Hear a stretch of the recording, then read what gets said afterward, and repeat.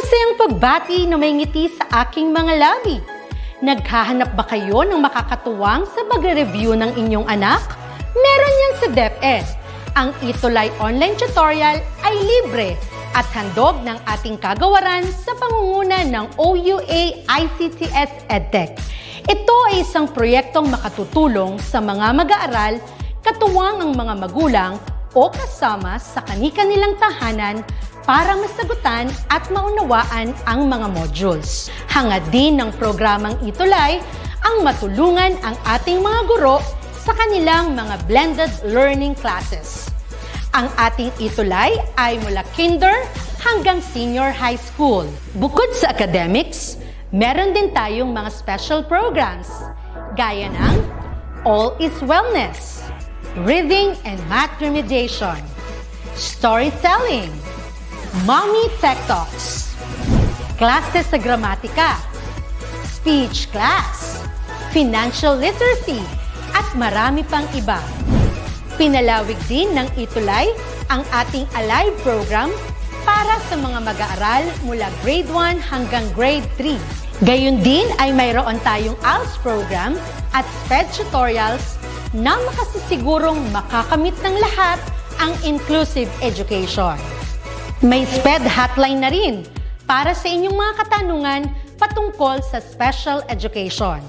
Kaya, subaybayan mula Lunes hanggang Biyernes, mula 9:00 ng umaga hanggang 7:00 ng gabi ang ating ETUlay. Sa ating pagtutulungan, maiaangat natin ang bawat isa. Ating itutulay ang pagkatuto upang di mapigil ang pag-aaral ng kabataang Pilipino. Itulay natin ito, sulong edukalidad.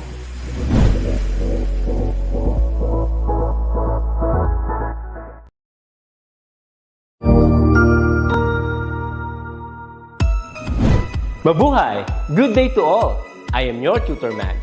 Welcome to ETUlay, a free online tutorial, an initiative of the Department of Education, Information and Communications Technology Service, Educational Technology Unit, ICTS EdTech. This program is aimed at helping and assisting learners from kindergarten, senior high school, ALS, Alive, and SPED learners. Aside from answering the modules, the ETUlay is offering programs which you will surely look forward to. Together with our parents and teachers, the ETUlay will bridge the gap where difficulty and ease meet in learning new knowledge and skills. So, let us prepare our modules, pen and paper. Ready your mind to see and hear worthwhile and interesting lessons. Let us now study and learn, together with our volunteer online tutors. Tara na!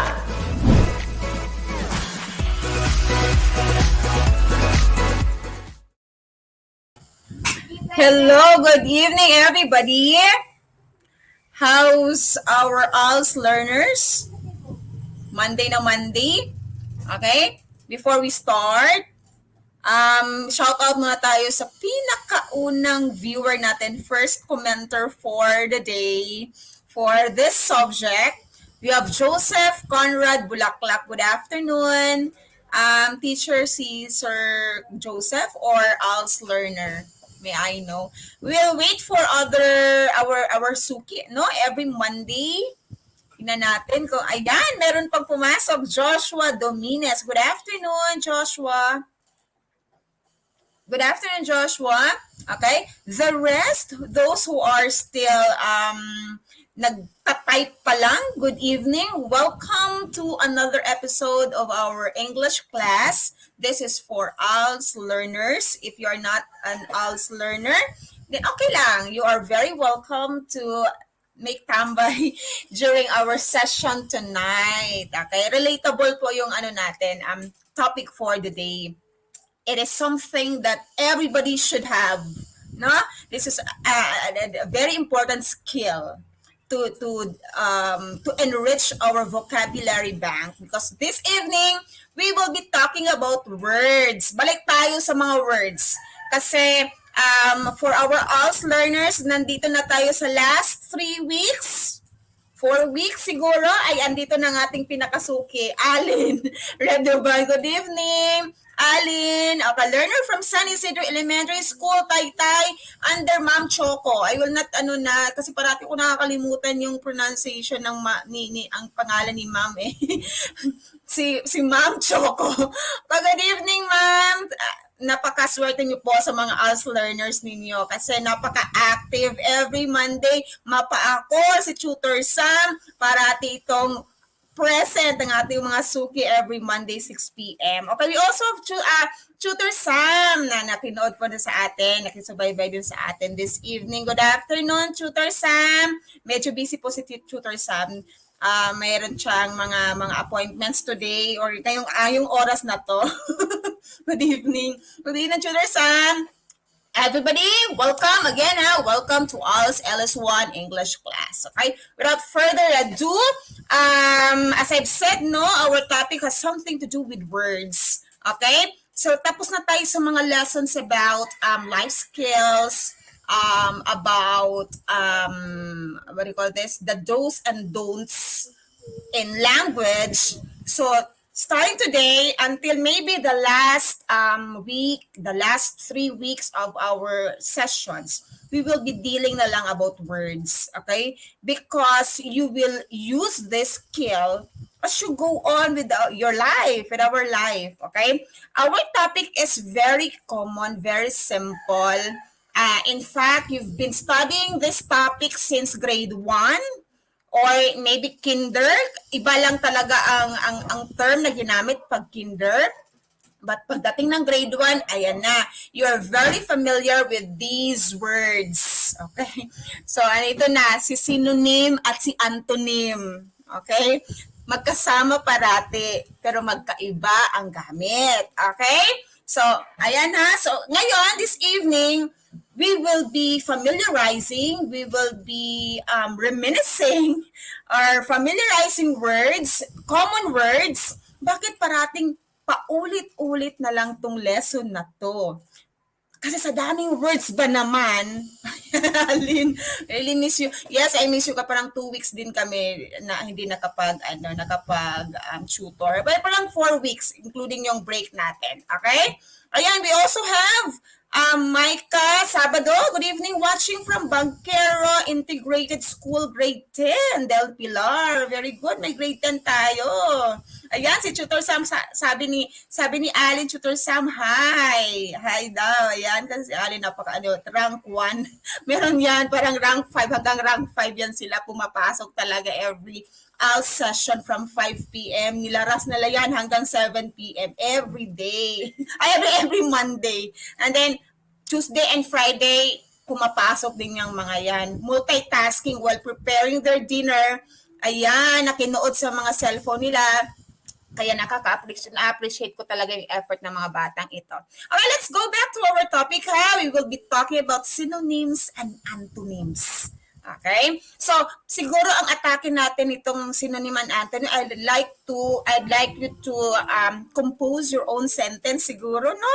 Parang very simple para kahit paano ma-practice tayo on how to write simple sentence. Okay? Simple sentences. Okay? Synonyms, as we've known this word ever since, these are words that have the same, very nearly, very similar meanings as other words. Okay? Yun ang synonyms. Sometimes nagkakabaliktad yan. I don't know why, but pag hindi mo siya na-practice, nagkakalito. Ano ba ang synonym? Alin ba ang antonyms? Ano ba yung opposite synonyms ba? Kapag synonyms, nag-start ng S, parang pag same. Pag same, synonym. Ganon yun. Andiyan na, pumasok na rin si Nina Palacol. Ito na, pumapasok na pa isa-isang ating mga suki. Okay? Ayan, Nina Palacol, good afternoon, Nina. Okay? So, synonyms. Let's continue. Okay? Warm up lang tayo sa mga words na that are synonyms, ha? When you say lavish, pagsawa ka ng gamitin ang lavish, gamitin mo extravagant, they're just the same in terms of context, in terms of idea, similar lang siya. But the more common one is the extravagant. Parang mas ririnig mo siya kaysa lavish. Okay. Para somehow nagle-level up ka sa vocabulary mo, instead of saying extravagant birthday party, we say lavish birthday party. Pwede ganon. Ano? Para somehow, level up ka din sa daming words, thousands of words that we utter, that we have in our English language. Sa daming yan, of course, hindi yan iba-iba. Sa daming yan. So, many of our words that we use have almost the same meaning. So that we have the variety, we have options, we have choices. Ay, sawa na akong gamitin ang big o gamitin ko naman ang huge. Somehow like, para walang monotony. Hindi siya monotonous ang dating. Okay? When I say cheerful, let's say jolly. Okay? Jolly medyo ano siya, yan mas familiar sa atin. So cheerful naman. Strength, vigor. Numerous, countless. Pretty, lovely. Enough, sufficient. Ang enough, common. Kapag sawa ka na sa word na enough, it is sufficient. Okay? Lessen, decrease. Delicate, fragile. Earned, received. Fantastic, splendid. Buy, purchase. Child, kid. Okay? So, walang wrong dyan. It depends on how you use these words in a sentence. Okay? If your audience, if your reader is kumbaga yung level is tama lang, you use the familiar words. But if you're writing like a thesis, so gamit ka naman ng pang-level up din na words. Okay? So it depends upon the audience. It depends upon your listener kung sa paggamit ng words. Okay? Kaya marami tayong choices eh. Okay? Good evening po, Sir Amisal. Parang nasa Puerto Princesa sila, Sir Mark. Okay, so Sir Mark Anthony Amisal. Okay? So we have child, choose, select, easy, simple, gather, collect, neat, tidy. Okay? So, again ang level ng mga words na to, or the meaning of these words are very similar. Or if not really the same lang talaga sila. But again, bakit tayo maraming words na pareho ang meaning? So that we have options, we have choices, kasi nagdedepende yan sa listener mo, sa reader mo, kung saan mo siya gamitin in a sentence. Okay? Kaya yun ang mga words natin. These words are familiar. Okay? Actually, very familiar. Bakit binalik-balik yan, teacher, from grade 1 until grade 10, hanggang 11, hanggang 12, mga minor subjects sa college? So that we will be reminded, kasi sa daming words, ang hirap eh. Minsan, info overload tayo. Kailangan nating ma-remind na, ay, may word pa pala na pwedeng gamitin aside from small, aside from long, aside from lovely. Okay? Kasi para naman, as you grow older, dapat mag-level up din ang ating vocabulary.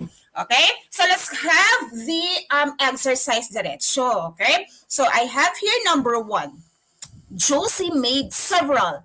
Okay? We have blank and then mistakes. Okay, give me the synonym of the word mistakes.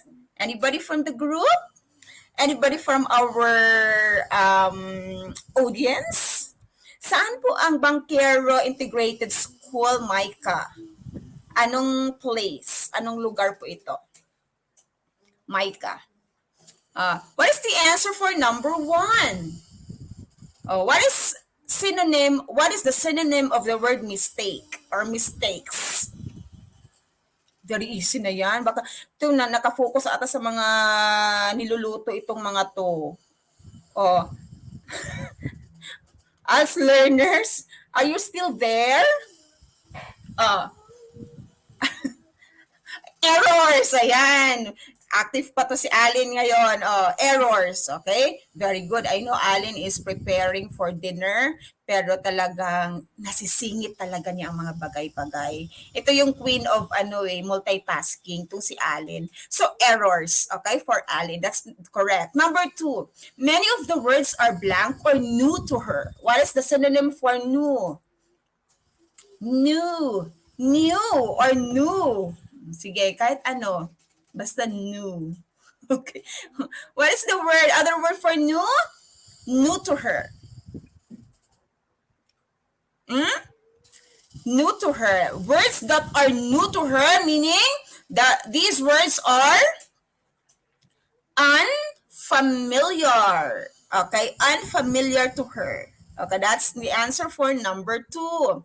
Number 3, in order to get a high score, one must remember the blank or important ideas in a selection. We're still here. Yes po, nagluluto po. Ako, sabi ni Alin. Okay, number 3, what is the other word for important? Okay, important. Kasi very common. Gasgas na yung important. Gamit ka naman ng anong word na pwede pangpalit dyan sa important. Ano kaya pwede? At ano kaya pwede? So, other word for important is, okay, parang mahina ang mga wifi natin ngayon. Okay? The word for important is essential. Okay, number 3 is essential. Number 4, then you can say them in blank or different ways. Or what is the other word for different? Yes, essential. What is the other word? The other word for different. Anong pwedeng ipalit natin dyan sa different? These examples are actually using context clues. Binigay na sa yung mga hint nandyan na sa sentence. All you have to do is, to comprehend the sentence, the whole of it.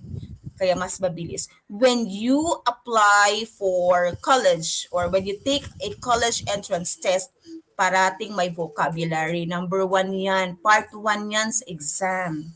After vocabulary, you have reading comprehension. Tapos may konting tenses, may konting subject-verb agreement, pero more on vocabulary. Kaya familiarize, vocabulary through context clues. Familiarize words. Okay, these words are very common.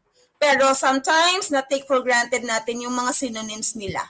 Okay? Number 4, other word for different is varied. Very good. Okay, next, you can also give other people blank or choices. Their choices will depend on their likes or dislikes. So give me other word for choices. Choices may also be options. Answerin ko na kasi medyo mahina ang mga wifi natin, yung mga keyboard warriors natin.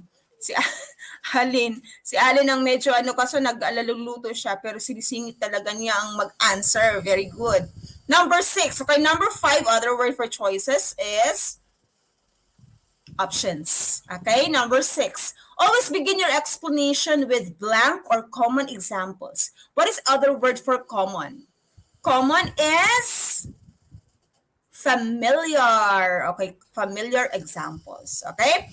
Options. Yan, medyo delayed lang ang dating ng mga baka yung wifi ko ang medyo mahina, bagal lang pagpasok ng mga answers. We also have, okay, it will also help you if you give exact examples. Mabagal din po. Pareho the feeling is mutual pala. Si Alin mabagal din. Maybe our other listeners. Okay? Listen lang po kayo. Okay? You may just listen to our session. Pwede yon. It's okay. Okay? So, lang ako dito. Familiar pala. Familiar. Yeah, that's it. Common, familiar. Okay, examples or what is the synonym of examples? Examples, it could be options. Okay? Sorry. Examples, what is the word for, or exact. Exact is precise. Okay, precise. Number 8, then the lesson will not be, what is the synonym for hard? Hard is, ano po para sa hard? Difficult. Okay, difficult. That's it. Kaya parang ang dali lang naman ng mga words na yan. Okay? Again ha, this is just an exercise para somehow ma-refresh. Okay? Ma-refresh yung vocabulary bank natin. Ay, parang yung mga nasa lalim na sa vocabulary, sa vocabulary bank natin, somehow mas clear at umangat naman siya. Ay, pwede ko pala itong gamitin na word. Okay? Especially patapos na tayo sa ano natin, sa school year. Some of you may apply for college entrance test. Ayan. I-master mo itong vocabulary na to. Okay? Okay, identify the meaning of the underlined word. Okay? The children laughed at the clown's antics. Okay? What do you think is the word or the meaning of the word antics? A. Serious remarks, funny behavior, materials, different costumes. What is the answer? A, B, or C, or D? What is the answer? Antics. Ay, parang hindi siya familiar yung antics. No? Mapunta ka ng birthday party. Tapos, ay, hindi mo alam. Yung mga ano niya, if you see a clown, of course, you will be observing maybe magic. You will be observing the actions. Of course, you will be observing behavior. What kind of behavior? Kaya ka nga kumuha ng clown for you to laugh. When you laugh, anong reason nun? May something funny. Something funny. So number 1, the answer is nandito pa ba? Letter D, different costumes. Alin? Parang baka nagpalit-palit siguro ng costumes. Pero what is the main reason why we laugh at a clown? Okay? Funny behavior. So, funny behavior. Meron pa ba tayong ibang, tama. Okay, funny behavior. That's it. Let's have number 2. The penitent son asked for his father's forgiveness. What is the meaning of the word penitent? Ayan ha, context clues tayo. Hanapin natin ngayon ang synonym ng penitent. A, shameful. B, humble. C, troublesome. D, repentant. Nag-change ma. Nag-change. Okay. Penitent. The answer is, that's correct, funny behavior. Penitent is repentant. Okay, penitent or repentant son. Okay, so when you answer items like this sa mga applyan nyo, understand first the meaning of the sentence as a whole para mabilis mong makuha yung synonym. Okay? Kasi sometimes may mga homophones and homonyms. Kaya dapat alam mo paano ginamit yung word. Okay? Humble. Humble, repentant. Yung nagsisisi. Okay? Penitent. Okay, that's it. Okay, let's have another. Learn how to haggle with the vendors so you can buy goods at the lowest price. But sometimes, pag alam mo naman na medyo okay na yung price, wag na mag-haggle. Okay? So what's the meaning of haggle? Ano palang meaning ng haggle? Wag na kasi kawawa naman yung mga vendors. That is the only source maybe. There's the only source of income for the day. Wag na mag-haggle. Okay? But sometimes vendors also are very wise. They make their prices make prices high. But if you have extra money, then wag na mag-haggle. That's a form of help na sa ating mga vendors. Kasi they're a very important part of the society. Pag walang vendor, saan tayo bibili? Diba? So wag na mag-haggle. Pag feeling mo naman, tama lang yan, reasonable price, wag na mag-haggle ha. So when you haggle, what do you do? Ano ang meaning ng haggle? What's the meaning of haggle? Ay, haggle palang English known. Kanan. So, haggle is make bargain. Wag nang tumawad. Okay? Wag nang mag-haggle. Wag nang tumawad. Okay? Let's have the next. Affluent families enjoy the comforts provided by expensive electrical appliances. So, what is the meaning of affluent? Yeah, bargain. Parang si Alin lang kausap ko. Sana kayo itong iba? Para ka kumakain. Mahirap ang kumain, hawak keyboard. Parang mahirap yon. So, we will just assume kumakain sila. As long as you're there, it's okay. Kami ni Alin nag-uusap dito. Okay. I hope to meet you, Allen, no? Kasi parang 2 years na tayong magkasama sa acting session every Monday. I hope to see you, Allen, kahit sa Facebook lang, no? You've been a very you've been a big part of our session every Monday. Yan sila mga palakol, sila ni Alin, meron pa yan si Nina palakol yan. Meron pa, again, marang 5 yan sila. Yung taga Paranaque, ka-under Sir Richard, ayan. Wealthy. Okay, affluent means wealthy families. Affluent pala. So instead of saying, ang rich family, ang rich ng family, rich families. So instead of saying or using the word rich na medyo gas-gas na, very familiar, gamit ka naman ng affluent. But again, if your audience is yung mga pangmasa lang, huwag nang gamit ng difficult words. Para effective yung communication, use familiar words. Okay? May choices lang tayo to have, unfamiliar words. Depende. If you're writing scholarly articles, then you may use these words. But again, pag nangangampanya ka, example, syempre, hindi ka pwedeng gumamit ng mga itong words. Okay? So, affluent means wealthy. Okay, here. The angry students clamored for a reduction in their tuition fees. Okay? What is the answer? What is the meaning of clamored? Ano yun? Yung clamored.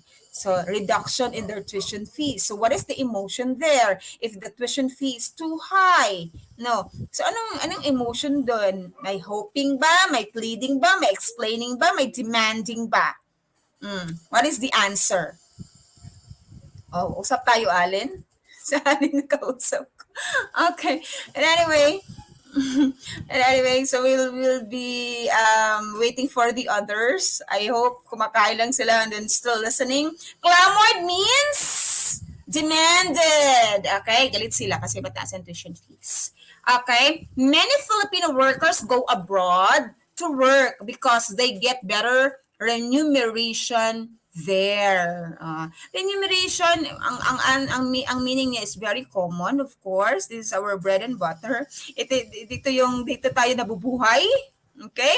A, promotion. B, housing. C, salaries. D, treatment. The answer is, remuneration is another word for salaries. Okay? So, wag ka nang magtaka kung ano ba yung remuneration dun sa kontrata ko. Okay? Usually, mabagal talaga ang internet ni Allen. Saka palang pumasok yung demanded.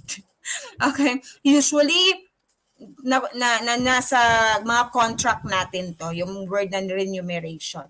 Okay? Nasa kontrata na ano. So, the decree on land reform emancipated the farmers from tenancy. So, what is the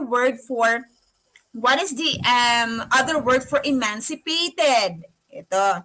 Kapag kayo face to face, may what do you call this? May pinapamemorize ang teacher na very common tong word na to. Kaso wala tayong face to face, and then medyo iba na hindi kayo masyadong familiar with this word. So let's take this word through context clues. Okay, the decree on land reform emancipated the farmers from tenancy.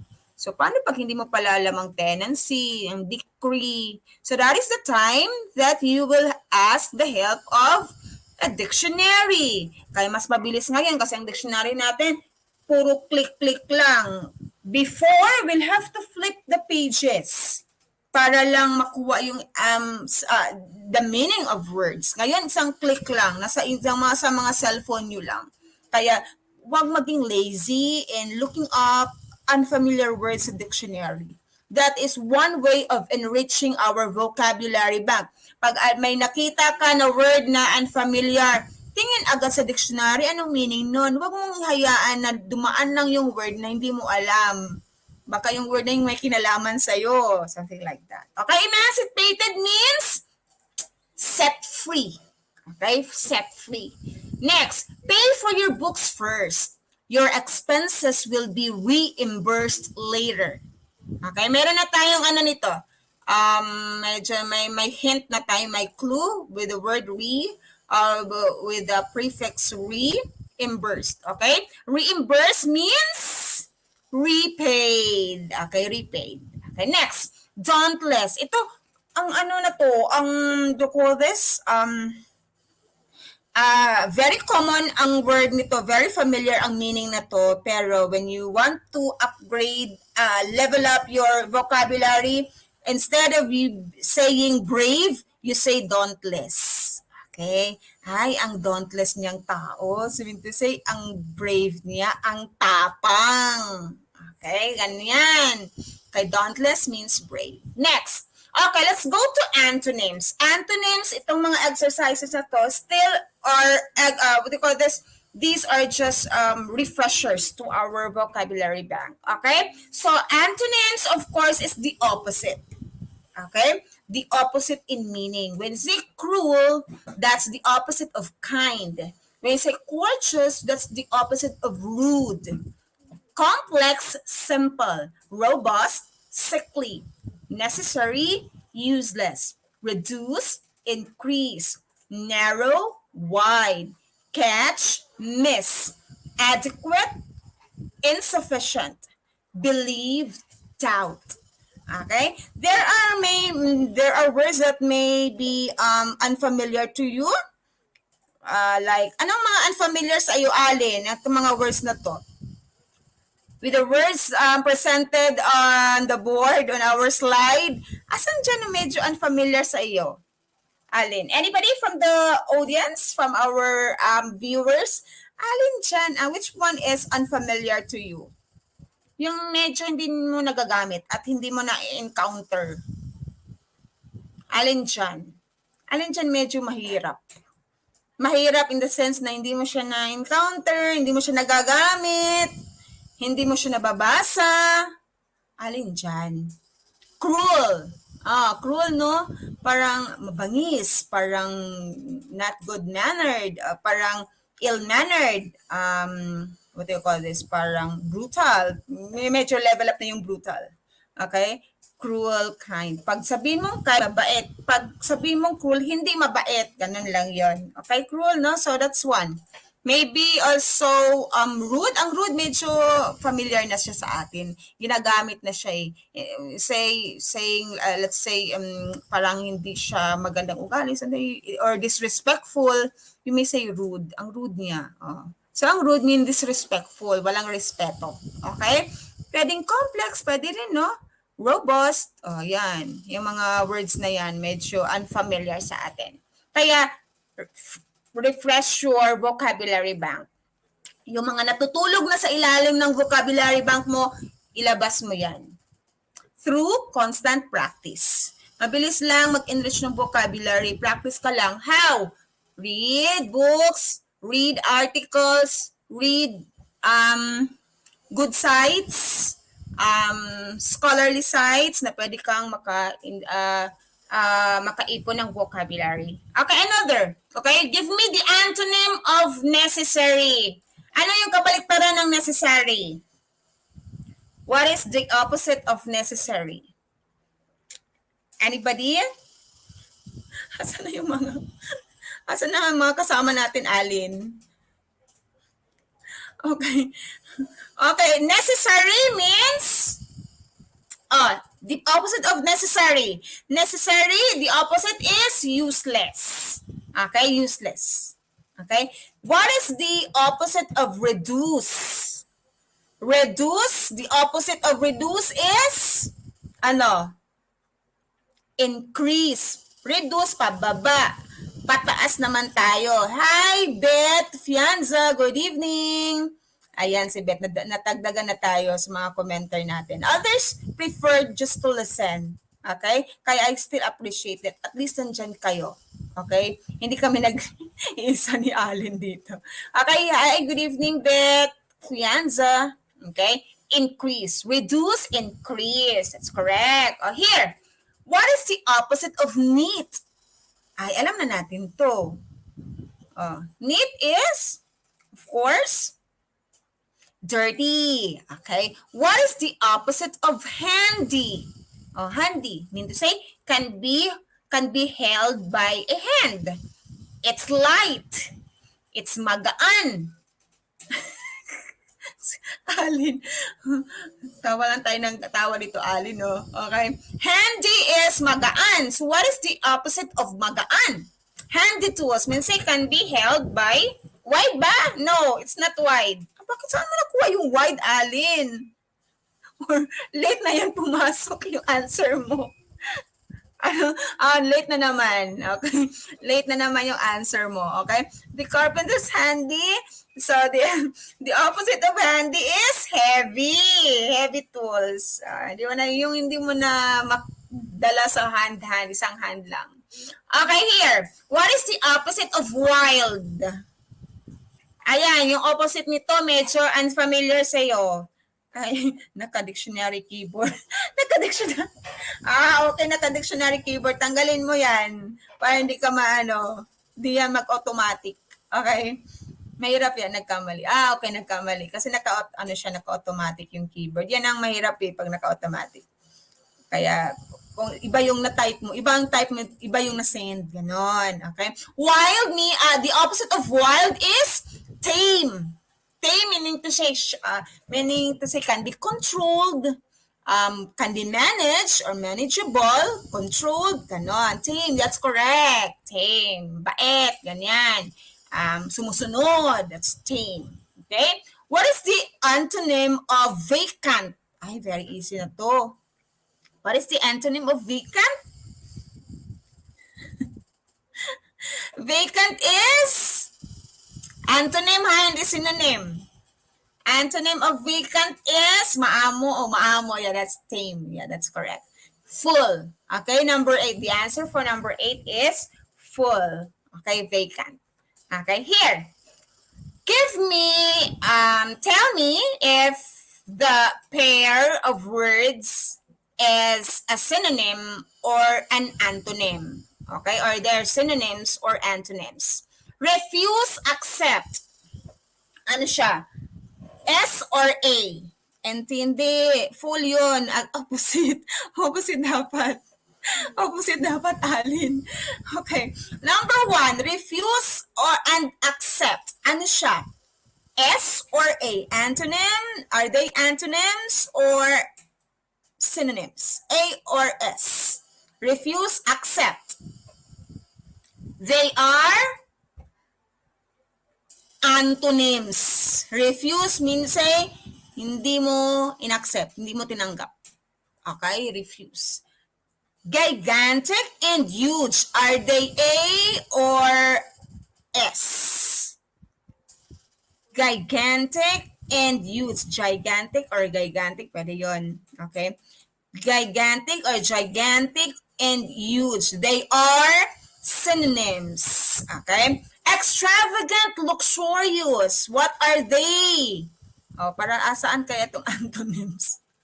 Number 3, extravagant and luxurious. They are synonyms. Okay, extravagant, luxurious. Pag sobrang bongga.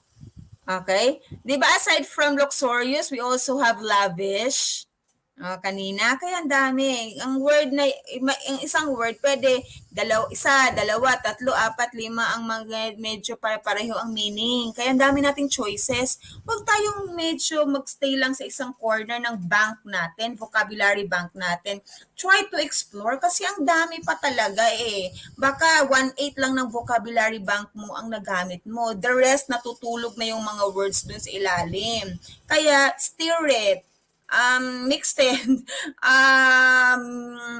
move them, okay? Para alugin mo siya, para lumabas yung mga words natin na nakatago lang. I know these words, you've encountered these words before, hindi lang natin nalagay sa sa long-term memory siguro. Hindi natin naalala. But of course, somehow, you have encountered these words in the past. Okay? Success, defeat. Easy na to. Okay, number 5. Number 4, success, defeat. That is antonyms. Number 5, courteous, rude. Antonyms, very good. Number 5. Number 6, divide, unite. Number 6 is antonyms. Number 7, son, daughter. Alam na natin to, antonyms. Visible, invisible, kaya may N means not. So, number 8 is antonyms. There are antonyms. Okay?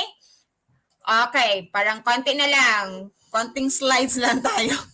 Okay, give me the meaning of renowned in number 1. Ernest Hemingway is a renowned author. He's famous all over the world. What is the other word for renowned? Instead of saying sikat or well-known, you say renowned. Okay? So renowned means sikat. Sikat in the sense na maganda ang cause ng pagsikat niya. Did you get me? Means say, ang daming forms of sikat. Naging sikat ka in a not so good situation, or pwede kang maging sikat in a good situation. Kaya pag sabihin mong renowned, sikat siya in a positive way, in a positive manner. Yan ang renowned. So you can use this word when you mean someone or something, or something like an institution or a school na maganda ang reputation. So renowned is well-known. Well-known because maganda ang conception natin sa isang school, sa isang institution, or sa isang tao. Well-known, that's correct. Dr. Rimolona decided to condense his speech because it was too long. So condense means to, kasi masyadong mahaba, so shorten. Okay, next. Fix my dress, please. Its hem is torn. Okay, fix. Other word for fix, try to understand muna sa natin, context clue. Paano ginamit ang fix dyan? Fix my dress meaning repair. Okay, repair my dress kasi nasira. Insomnia is, of course, parang ang dami nating naka-experience ng insomnia, especially yung mga kabataan natin. Okay, insomnia means inability to sleep. Yan, mga sakit natin lately. No, some people. Okay, number 5. Monkeys mimic everyone. Okay, mimic hindi masyadong ginagamit sa daily conversation natin. Okay? They do everything the people around them do. Okay? Mimic means to imitate. Okay? So, mimic. Other word for imitate is mimic. Okay? So, here. Number 1, identify the correct word for the sentence. Okay? 1, was a copy of the new manual sent or sent na walang C? Number 1. What's the answer for number 1? What is the answer for number 1? The word is the second one. Walang C. Kasi yung C, medyo amoy. Okay? Yeah, imitate. Mabagal lang talaga ang ni Alan. Send means padala or na-send. Okay? Send. The past tense of send is sent. Okay, number 2. Anong word pwede dito? Okay, number 2, Alin, what is the answer for number 2? Listen and you will hear the music. Okay? Okay, send. Balik-balik yung siguro bagal talagang Wi-Fi. Okay? You will hear the music. H-E-A-R. And the answer for number 2. Number 3, it is wrong to waste food. Which one?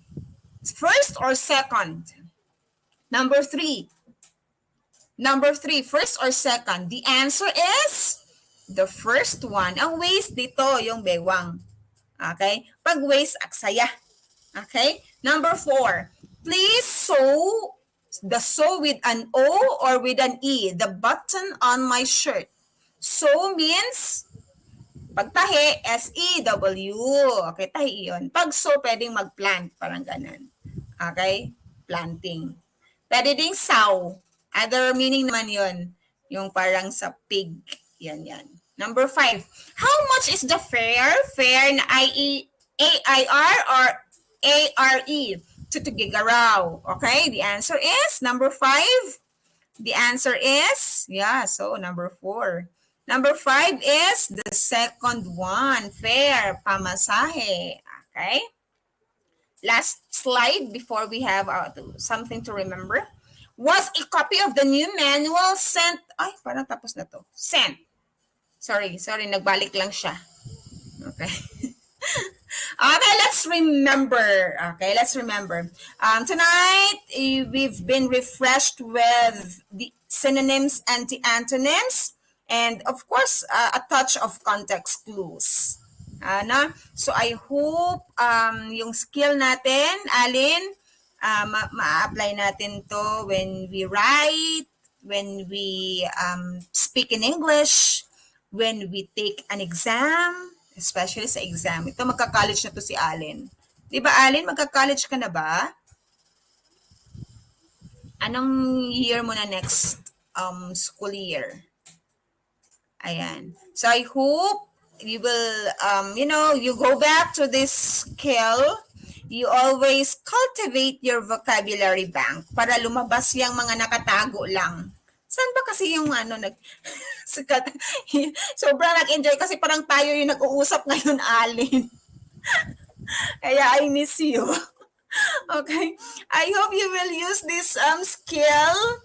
Kaya I know you will go far. Kasi napakasipag. Senior high, next school year. Napakasipag ng batang ito. Kaya saludo ako sa iyo. To call this, wala akong other word masipag. Okay? Daig ng matalino, daig ng masipag ang matalino or masino, basta pag masipag kang tao, everything is possible, no? Kasi ito si Ali, consistent. Very consistent. Okay, the rest, pumasok kanina sina Ali, sina Nina. I have to see you. I hope also to have a session with Tutor Sam, siguro before tayo mag-end sa ating school year. Baka in one screen, makikita nyo kami ni Tutor Sam. Paano namin yan? I-prepare namin yan before kami matapos sa ating school year. Papasok kami ni Tutor Sam ng sabay. No, in one screen, in one session, para masaya. I hope, aside from Allen, the rest of the gang, the rest of the group, makikita namin kayo. Tama, need po talaga ipa-improve ang vocabulary ko, di ba? O kaya ikaw mabilis ka lang talaga kasi napakasipag mong tao. And that's it. Let's call it a day. Thank you for accompanying me until 7 p.m. Thank you, Alin. Special mention. And the rest, sino kanina? Si Benchi ba yun? Si Nina? Sino pa yung nag-comment? And the rest of you, kahit nakikinig kayo, and not commenting or not interacting, I'm still very thankful for everybody who is with me. Na-listen ka lang or nagpa-interact. Thank you so much. I'll see you next Monday or siguro sabay kami tutor sa yung mga last week na natin sa school year. Okay? Thank you and have a blessed week ahead. I hope everybody is doing great. Monday pa lang and then we still have 4 more days. Pag maayos ang Monday, tuloy-tuloy na yan hanggang Friday. Let's claim it. Okay? Goodbye, everybody. Goodbye, Alin. And the rest. Goodbye. See you next time.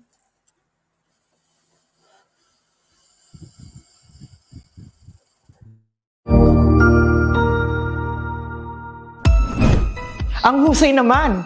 Natapos mo ang iyong tutorial session kasama ang iyong mahusay na ETUlay tutor. May bago ka bang natutuhan? I-share na yan gamit ang hashtag #ETUlayLevelUp. Huwag aalis ha dahil may susunod pang programa na pwede mo ring panoorin at salihan dahil naghihintay na ang iyong mga tutors. Happy learning dito sa ETUlay!